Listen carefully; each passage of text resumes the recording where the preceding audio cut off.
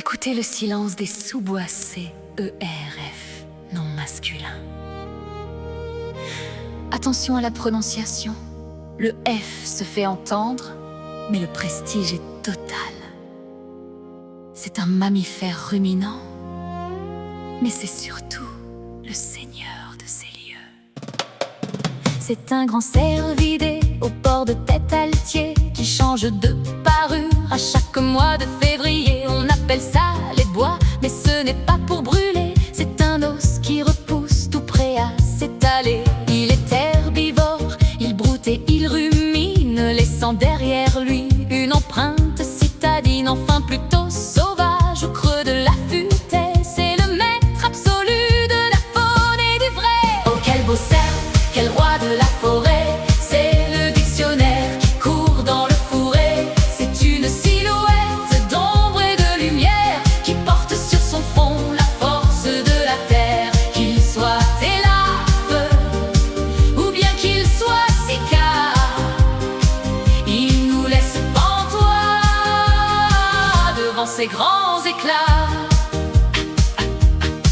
À l'automne, il s'exclame, il lance son grand cri, le brame qui résonne quand le jour devient gris. Il appelle sa biche au milieu de la lande pour que la lignée soit belle et qu'elle s'étende. Son pelage est fauve, son regard est profond. Il connaît les secrets que les arbres nous font. C'est l'étymologie de la noble puissance, un poème cornu qui danse en silence. Dans le creux du Vanon, les mots font des bonds et le cerf s'amuse à changer de chanson. Le garde-chasse dit, en voyant le décor, quel beau vœu pour ce cerf.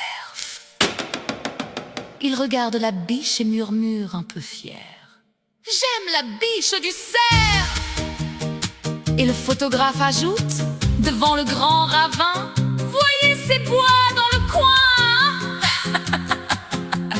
Voyez c'est quoi dans le bois.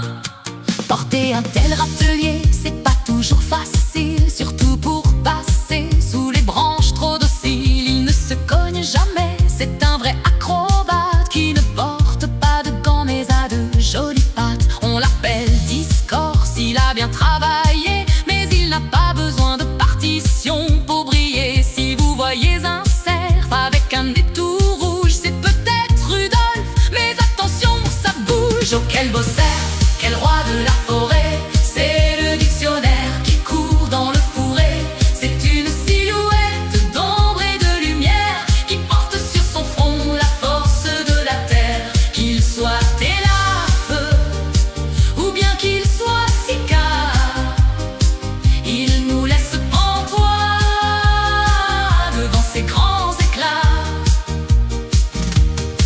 Laissez-le s'enfoncer dans l'ombre du taillis. Le cerf est un mirage qui jamais ne faillit. Leçon terminée, éteignez vos lampes et rappelez-vous, si vous croisez un cerf, ne lui demandez pas s'il a les boules, il a déjà les bois.